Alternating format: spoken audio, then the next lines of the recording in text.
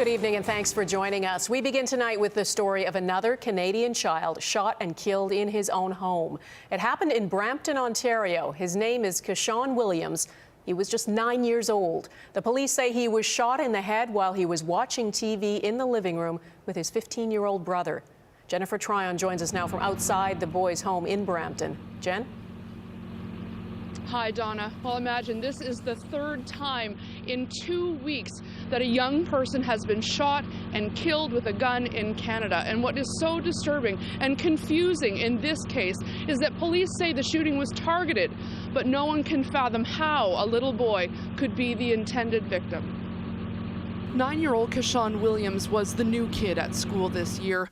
Imagine the shock to his grade 4 classmates when their new friend didn't show up today. Officers arrived and found a young child who'd been shot while inside his home. The boy was watching TV in his living room just after 10:30 last night when he was shot in the back of the head. Like, this is absolutely crazy. I just can't believe it, you know.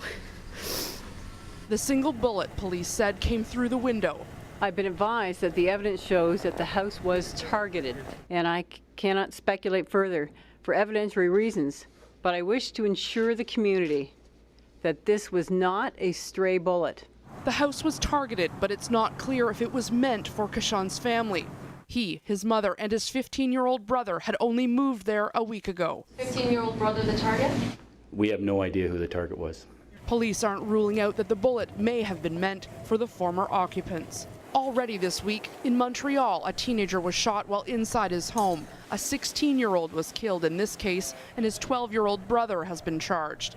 Last Friday, in a downtown Toronto apartment stairwell, a 15-year-old star athlete was gunned down.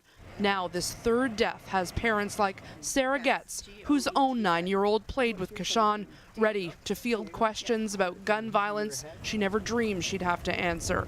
I can only imagine what they're going to come home and feel and say. To deal with the grief, students have made a list of the things they'll remember about Keshawn: that he loved to dance, he loved speaking French, and that his heart was always in the right place. It is unfathomable, and it's appalling to anyone to have a young child who's sitting in his living room enjoying his watching TV, and then to have that happen. That's what we're here to do, is to protect the innocent, and in this case we've got a poor child. Canadians often talk about gun violence in the U.S., but the parents we spoke to around here today say we've got to start talking about it at home, that too often Canadians are getting access to illegal guns. And here's another example of a young victim.